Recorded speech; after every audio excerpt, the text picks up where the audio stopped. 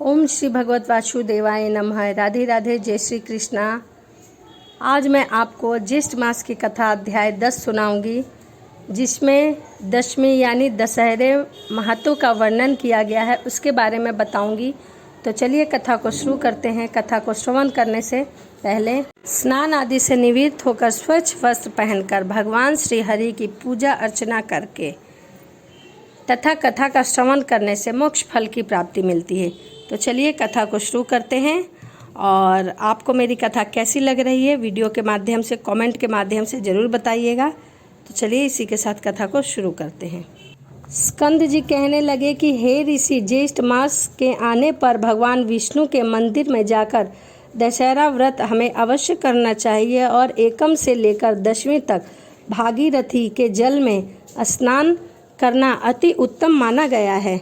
इससे करने से सभी मनोकामनाएं पूर्ण होती हैं। इसीलिए ज्येष्ठ के महीने में यह हमें अवश्य करना चाहिए।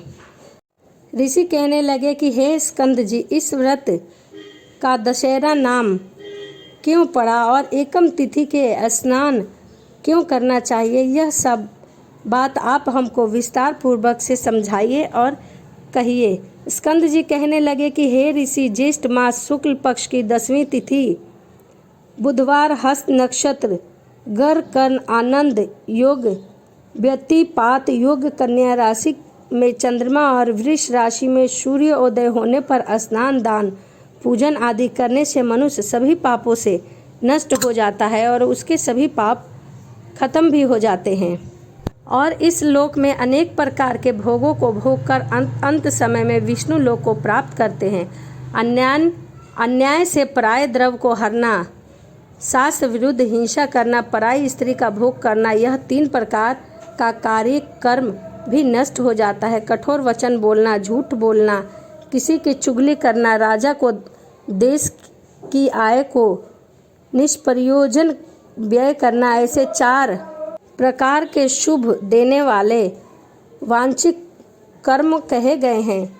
दूसरों की बुराई की इच्छा करना, परलोक कुछ नहीं, यह शरीर ही खत्म आत्मा है, ऐसा विचार और प्रचार करना, ये 3 प्रकार का मानस पाप कर्म कहा जाता है। ज्येष्ठ शुक्ल पक्ष की 10वीं को दर्शन, स्पर्श, मंजन, पान, अर्चना आदि करने से ऊपर कहे गए 10 प्रकार के पापों का नाश हो जाता है। इसीलिए पूर्व 10वीं मुनियों ने इसका नाम दशहरा रख दिया गया है।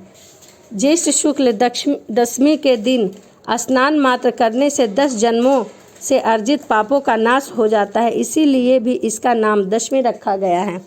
दशहरे के दिन इस पुरातन मंत्रों से श्री गंगा जी का पूजन करना चाहिए। मंत्र श्री शिवा को नमस्कार है, शांता और नारायणी को नमस्कार है, 10 विध पापों का नाश करने वाली श्री गंगा जी को नमस्कार है।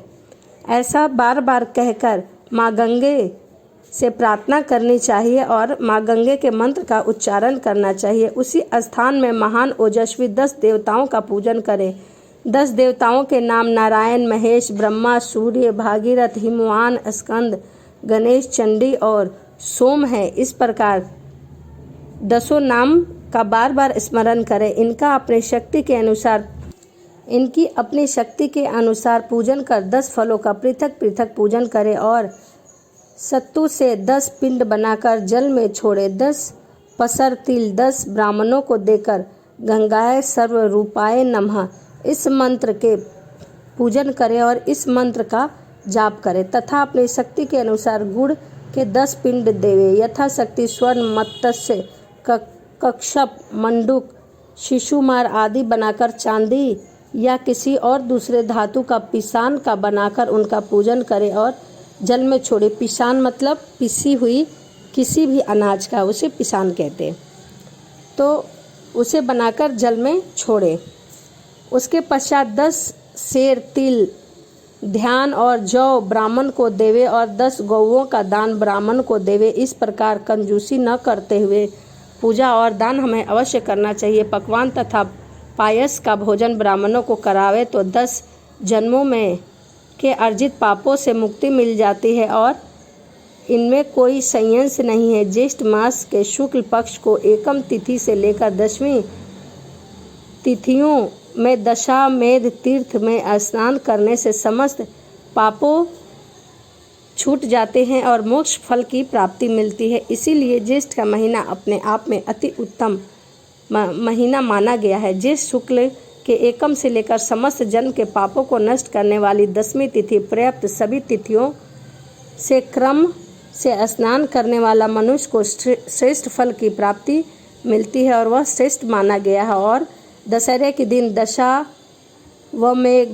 के लिंग का दर्शन करने से 10 जन्म के अर्जित पापों का नाश हो जाता है, इसमें कोई संशय नहीं। और 10 योग नाम की प्रसिद्धियां हो जाती है। 10वें के दिन 10 योगों का संबंध हो अथवा ना हो, अकेले ज्येष्ठ मास ही सर्वश्रेष्ठ है। समस्त योगों से रहित होने पर भी केवल ज्येष्ठ मास ही निश्चित रूप से मनवांछित फल देने वाला माह कहा गया है। इस माह में पूजा पाठ और भगवान के नाम का स्मरण करने से मोक्ष फल की भी प्राप्ति मिलती है। और जैसे आकाश में नक्षत्र गणों के साथ चंद्रमा शोभित होता है, वैसे ही योगों के साथ ज्येष्ठ का मास भी शोभित होता है।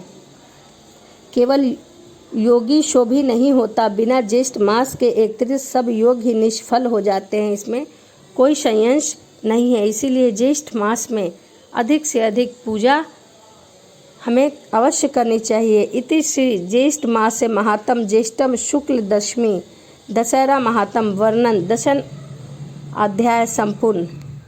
तो ये ज्येष्ठ मास की कथा अध्याय 10 था और इसमें आपने सुना कि दशहरे का क्या महत्व है। ज्येष्ठ मास की एकम से लेकर दशहरे तक हमें किन किन तीर्थों का स्नान करना चाहिए और किन किन चीज़ों का दान करना चाहिए, कितने ब्राह्मण खिलाने चाहिए, तो इसके बारे में मैंने आपको बताया। तो चलिए इसी के साथ अब मिलते हैं अगली वीडियो में। और आपको वीडियो कैसी लगी कमेंट के माध्यम से ज़रूर बताइए।